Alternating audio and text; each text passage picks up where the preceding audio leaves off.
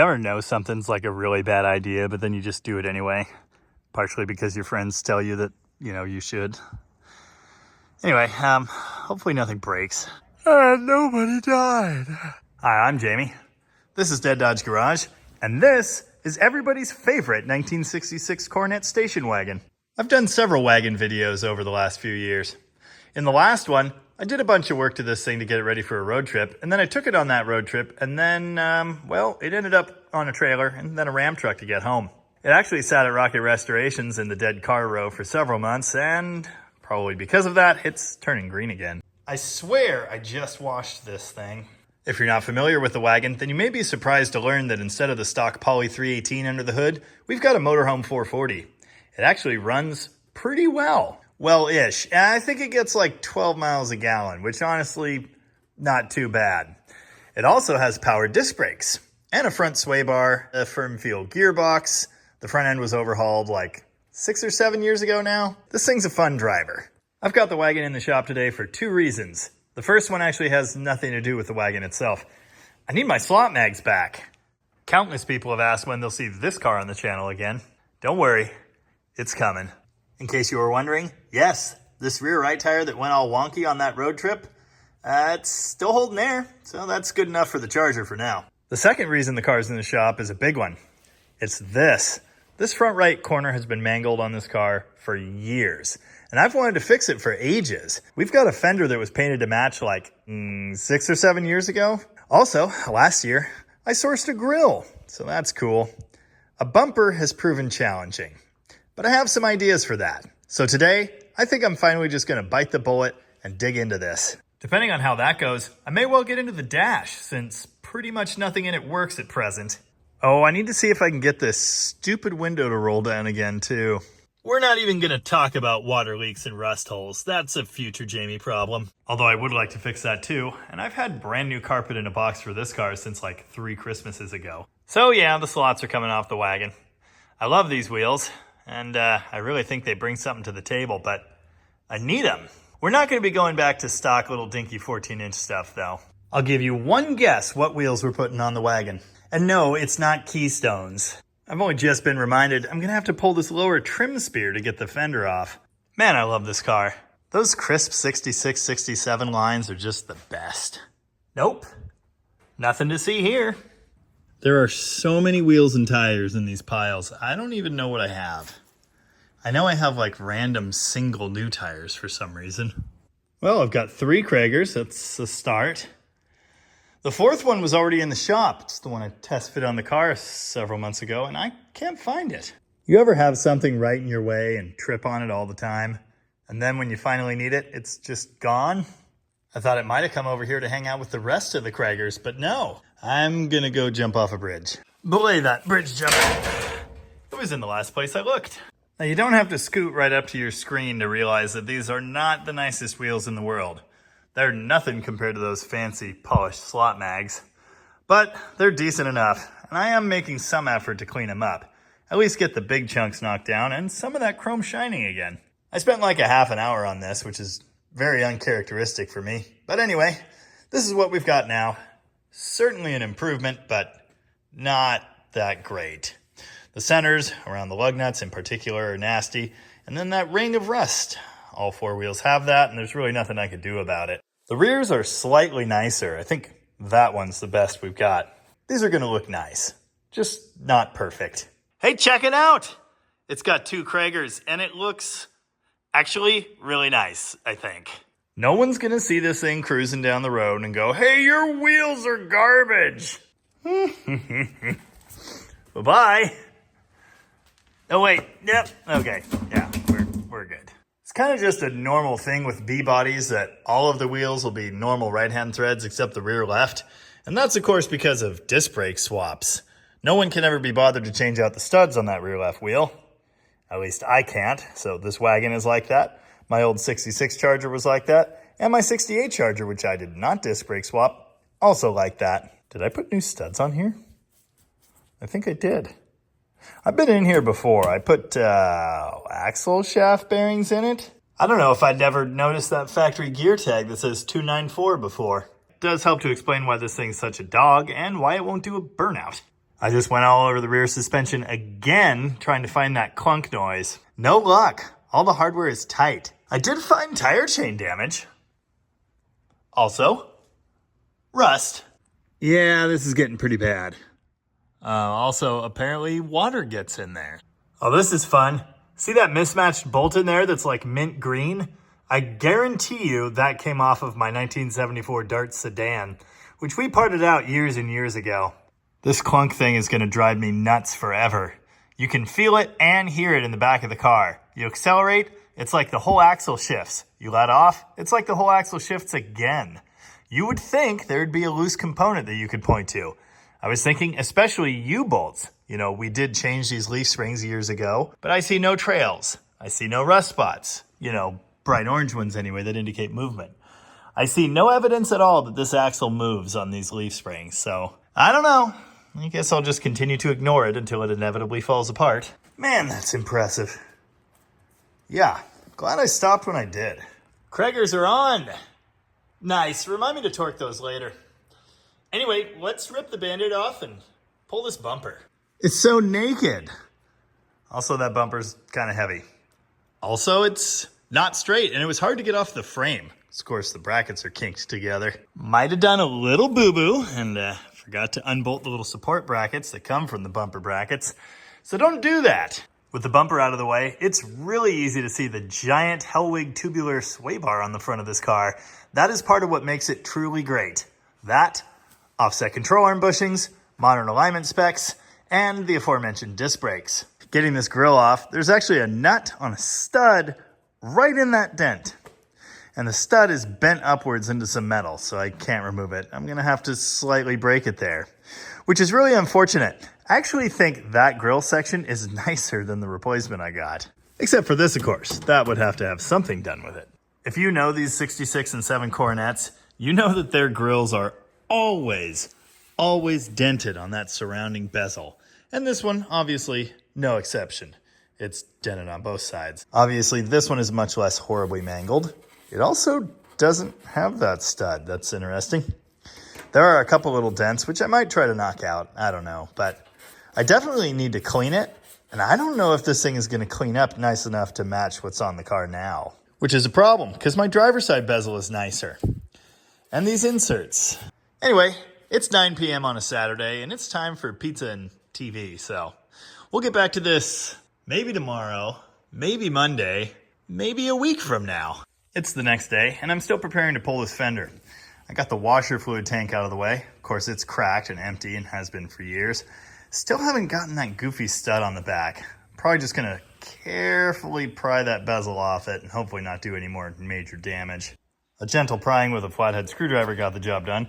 Turns out there are actually 2 of those, and this one disintegrated long ago. Now that I've got that smashed one off, I'm cleaning this one up. You know, it's not as bad of a match as I thought, but this definitely has less of a shine to it. I might try and polish it ever so slightly, but these have a very light coating on them that you can knock off if you really go after it, so gotta be careful there. Man, those extending antennas are no joke. Anyway, I gotta pull this off of the fender and then get the rest of the hardware loose. Allan's here, and we got all the other things off. Headlights, headlight rings, antenna, lower bolts, the roll bolts up here, a stud there, 3 down here by the radiator. Did have to move the horns out of the way for that. And the secret nut on the secret stud, which is underneath in front of the door and points downward. I actually took the dirt guard off to get to that. Makes it much easier. Wow, that actually doesn't move. Hang on. Oh, dude. Turns out one hood hinge bolt goes into the fender. Okay, there it goes.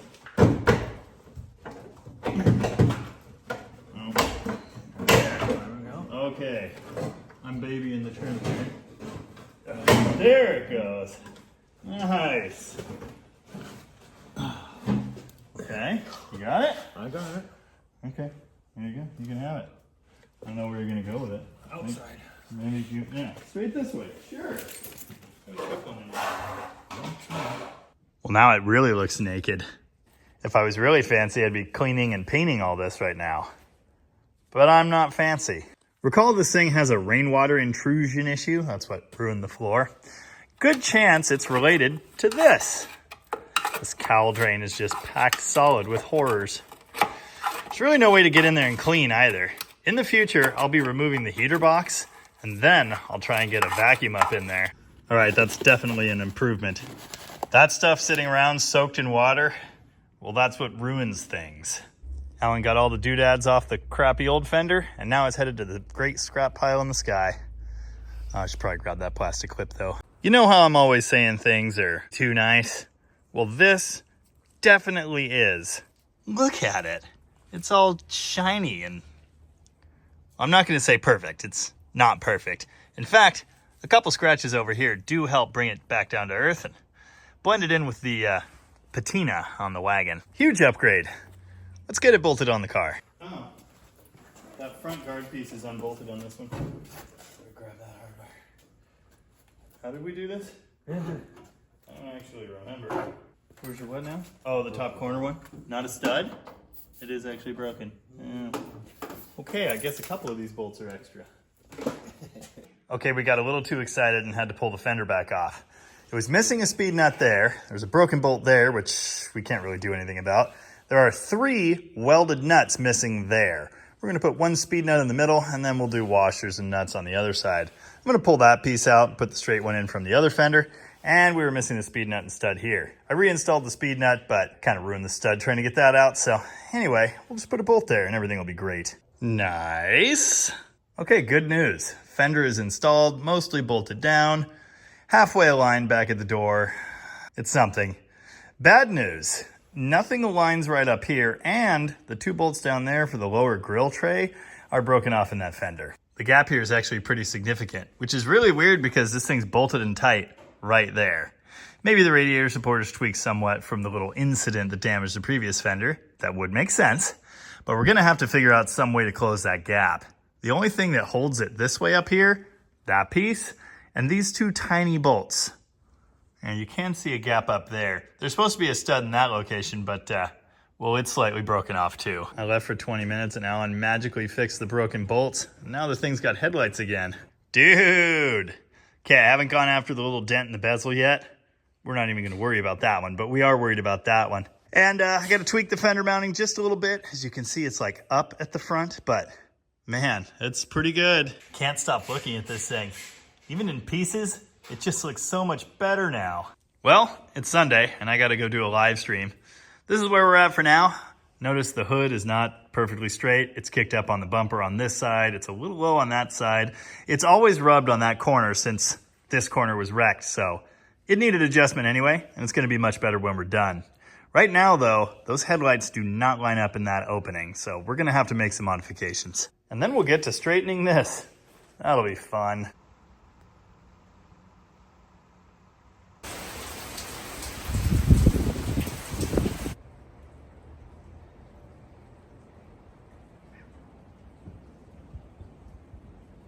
It's the next morning, and I'm trying to make things fit now. I loosened the hinge on that side. It had already been adjusted somewhat post-crash or whatever, but I was able to slide the hood forward just a little bit farther, and now the hood no longer touches. This gap is still a little off. When I had them loose, it actually sat straight. Once I tightened them, it kind of pulled it back a bit. So I'm gonna keep messing with that. I may adjust the other side as well. I'm gonna try and get these gaps even. I will say, even that small adjustment actually centered the hood latch. This hood has never shut right, and it's kind of decent now, but I know I can get it a little bit better. Now, obviously, this gap still needs some help. And actually, now that I'm looking at it, this hood trim is boogered, and this corner of the hood is rolled in. Listen, it's gonna be better, but it will never be perfect. I feel like that's obvious. Oh, that's a horrible noise. This tab for the header panel has been broken off and welded back into place. Don't think it's welded in the right spot. Also, because that bolt was broken off in this fender, I can't use that to suck this fender in. As you may have noticed, it's kind of kicked out that way a little bit, so I'm still working on that.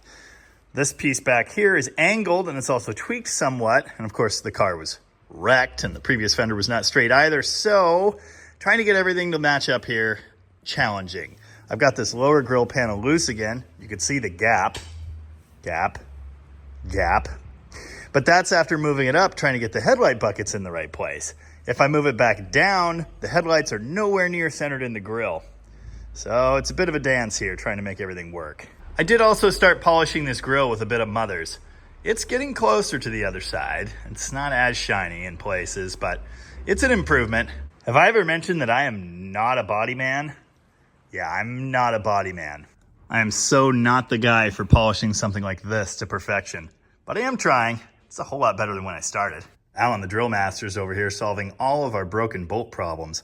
Hopefully, with that corner bolt actually functional, it'll pull the fender in, and that'll help align the hood and the grill, but we'll see. Now I've got this thing polished up to an acceptable level, I think. So I'm over here beating it savagely, carefully with a hammer and a chisel inside of a rag, trying to knock this out without dinging it. And it is getting better. This was a much more significant dent. I'm using this double layered cardboard as a soft backing essentially. I really need something that matches that contour to beat it into, but I don't know. I could get a wood block and then like sand that shape into it. There are a lot of options here, but one way or another, I'm not talented enough to get this to 100%, so I'm just gonna do the best I can. Probably 10 minutes with a hammer, a couple rags, that piece of cardboard, a chisel, some patience. Not that I have a lot of it. I got the big dent out and I got this whoop-de-doo knocked down that way. Now, obviously, you can still see all the little dents and I'm just not gonna be able to get all that out. It's way better, it's straight-ish, it fits the fender. It's probably gonna be good enough.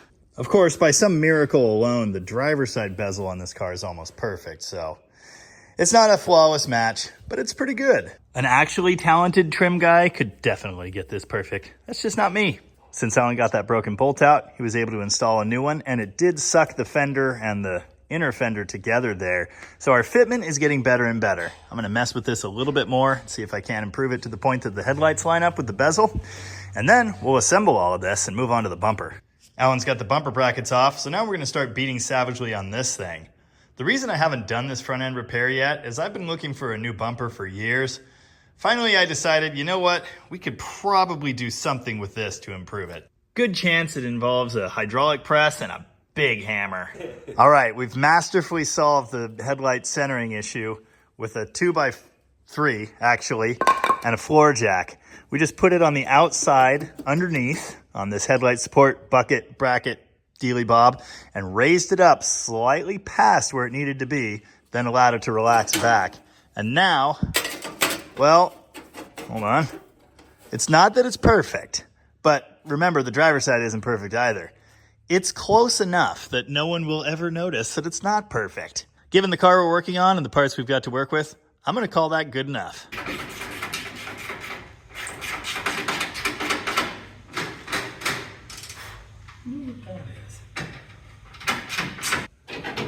Well, the bezel and the lens are the only things that have to come out. Oh, right. Look at that. It's a whole grill and it's magnificent, or at least acceptable. In case you were wondering, this is how you do this. Apparently, I don't know. I've never actually done this before, but it does seem to be straightening, which is incredible. The world's crappiest 12-ton central hydraulic shop press. Doing work today. I almost never use this thing for anything. Admire the custom strengthening for the dingus end there. Get your finkies. Okay, this is actually working a whole lot better than I expected. Except for Allan's hand. Ouch. He said watch your fingers. Well, He didn't say anything about the palm. That's true. Dude, look at it. It is no longer kinked and smashed and horrible. The top's got a little bit of a whoop-de-doo to it. There's still a little dent there that we couldn't really get out. It is by no means perfect. It's good enough. Let's go put it on the car and see what it looks like. First test fit of our newly slightly unscrewed bumper. It's not bad. It's shifted this way, probably about ½ an inch. And unfortunately, the brackets are already adjusted all the way that way on the driver's side. So we're gonna try and shim behind those between the frame rail and the bumper brackets and see if we can scooch it over just a little bit. I'm sure you can tell this top rail did not end up perfectly straight, and because our grill bezel is dented down right there, it coincides to make it do that number, but it's really not that bad. If I hadn't pointed it out, you may not have even noticed it. But here's our big issue. We're about 1 inch off the fender right here, a little bit more here as well. And that same dimension is like 3/8 on the other side.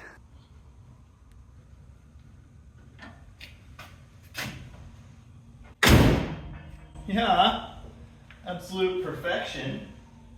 That is good enough.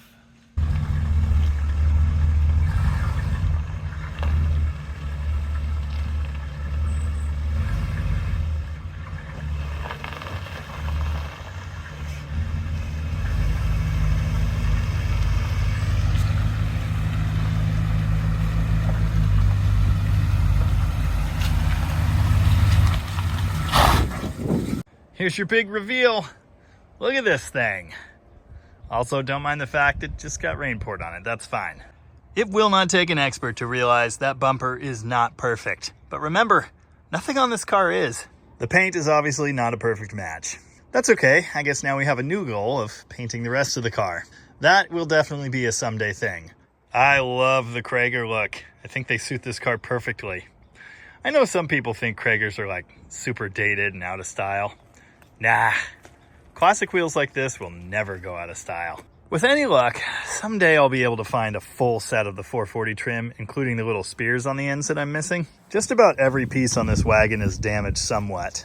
This passenger side piece is particularly bad. It's slightly cut in the door. What an improvement though. Straightening out this corner just completely transformed the car. It's amazing. As you can see, I did get the hood straight as well. Just some light adjustment to the bumpers, particularly on that side, did wonders. New wiper blades. What a good idea. Anyway, there you go. Like all my projects, there's a lot left to do. The dash, that'll probably be its whole own video. And the tailgate and window motor repair, that really needs to happen. It seriously affects the utility of this thing. Oh, I just remembered the transmission's low on fluid. God, the brakes in this thing are just killer. I hear the flasher going. That must mean the left blinker's working again. Of course, the light in the dash died. That's been an intermittent proposal ever since I fixed this thing to drive down to Woodburn. Sometimes it blinks, sometimes it does not blink. This one usually works though. And we've lost that indicator too. All right then. I completely forgot about the sticky throttle thing. Built-in cruise control. That's nice. Also, the kickdown's still too tight. Also, I hear a dry noise coming from the rear axle, which I also forgot about, but it's kind of always done that. So rear diff overhaul. Put that on the list. Yeah, these things are just never done. Dude. God, people are the absolute worst. Speaking of which, just yesterday I released my latest Turbo Valiant video, to much fanfare in fact. In the comments on that video, multiple people called me out for being a hack, for never finishing anything, for half-assing stuff, and for just kicking the can down the road, because I didn't do a 100% perfect job. I can only imagine comments right now about this whole thing. Oh, why'd you half-ass that? Why'd you do all that to just have it not be perfect? There's something you have to understand about cars. There's no such thing as perfect. That does not exist. And there's something you have to understand about projects and the way I operate. I can't do every single thing that needs done at once. I can't fully restore a car in one video. Consider the whole package. What's the point in trying to make the front end perfect when the back of the car looks like this? That bumper's not straight either. Every project car in the universe is on a journey to greatness from not so great.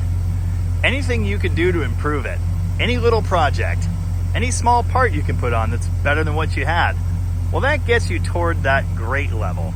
You may never actually reach greatness. You'll certainly never reach perfection. But if you try hard and put the work in, you might just reach good enough. And that's the world I choose to live in. I'm no perfectionist. I don't have the patience to even try to be one. I've always had more of an interest in mechanicals than cosmetics anyway. So a car that's halfway decent, presentable, I'm just fine with that. And now that the front end of this thing ain't all smashed anymore, my wife will be 20% less embarrassed driving it places. That's a big upgrade. If you need to straighten a bumper yourself, a hydraulic press, several wood blocks, and a big hammer can get you a lot of the way there. Maybe someday we'll go over that again, or with any luck, we'll find a replacement bumper. But I'll tell you right now, they are not growing on trees for these cars. God, I just love driving this thing. It is such a machine. Big block torque, Nice tight handling front end. It corners like a beast, and it stops like really, really well. This might just be the ultimate daily driver classic station wagon. Maybe. Anyway, I hope you enjoyed this one. Look forward to much more coming on this 66 Coronet station wagon in the future. This car is a permanent member of our family fleet. Until then, as ever, thank you very much for watching. And remember, good is good enough. But this sticky throttle is horrible, so yeah, maybe I'll fix that. Well, the color match could be worse.